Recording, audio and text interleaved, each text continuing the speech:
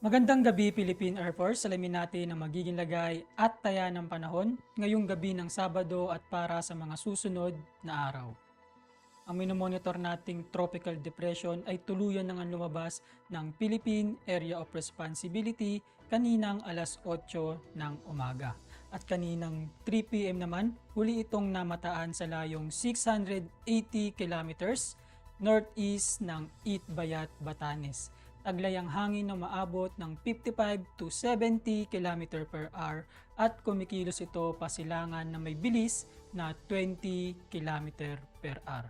Wala itong direktang epekto sa ating bansa, ngunit ang southwest monsoon or hanging habagat ang siyang makakaapekto, partikular na sa northern at central Luzon.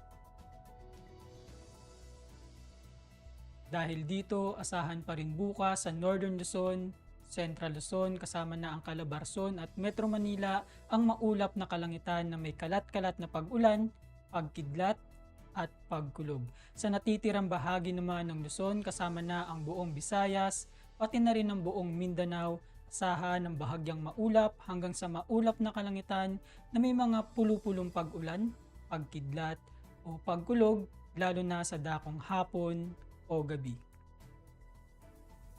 Para sa magiging lagay at taya ng panahon sa loob ng 3 araw simula Lunes hanggang Miyerkules sa Metro Manila, Cavite, Lipa City, Angeles, Puerto Princesa, Kalayaan Islands, Mactan, Zamboanga, at maging sa Davao, asahan na ang bahagyang maulap hanggang sa maulap na kalangitan na may mga tsansa ng pulupulong pag-ulan, pagkidlat o pagkulog. Lulubog ang araw mamayang 6:24 p.m. at sisikat bukas ng umaga ng 5:26 a.m. Meron tayong 69% decreasing moon illumination.